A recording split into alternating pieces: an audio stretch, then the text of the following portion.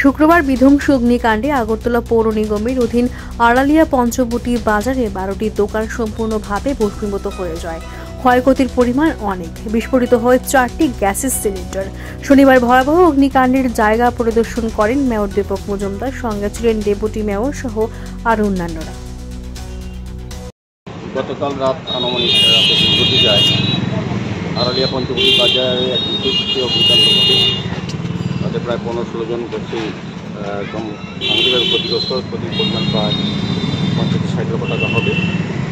খবর পাওয়া মাত্রই আমাদের ফায়ার ব্রিগেডের গাড়ি নিজস্ব অফিসার এসেছেন, পুলিশ দপ্তরের লোকরা এসেছেন এবং আজকে সকালেও আমি যেটা শুনলাম বাজার কমিটির সেক্রেটারি আছে, আমার এখানে ডেপুটি মেয়র মল্লিকা দাস দত্ত মহোদয়, উনি আমাকে ফোন করেছেন। আমাদের যিনি কর্পোরেটর এই ওয়ার্ডে শিল্পী জন, উনি আমাকে ফোন করে জানিয়েছেন।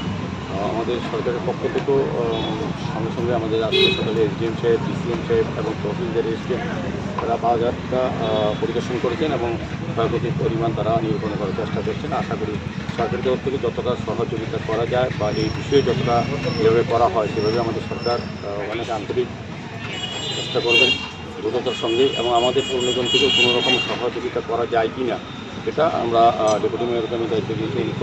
কথা বলবেন, বাজার কমিটির সঙ্গে বসবেন, বসে যেহেতু এটা সরকারি বাজার নয় সেক্ষেত্রে কিছুটা প্রতিদিন থাকতে পারে, তবুও মানুষের বিপদে আমাদের সরকার অত্যন্ত বললাম প্রথমে যে আন্তরিক আমরা চেষ্টা করব যে সরকারি চিন্তাভাবনার বাইরেও গিয়েও যাতে সরকারকে সরকারি সহযোগিতাগুলি পৌঁছানো যায় সেগুলি তাদের কাছে দেওয়া, এবং আমি ব্যবসায়ী যারা বন্ধুরা যারা ক্ষতিগ্রস্ত হয়েছেন তাদের প্রতি দুঃখ প্রকাশ করছি। পাশাপাশি তারা যাতে পুনরায় ব্যবসা শুরু করতে পারেন, কারণ ব্যবসার মাধ্যমে তাদের সন্তান জীবন জীবিকা পালন করবে।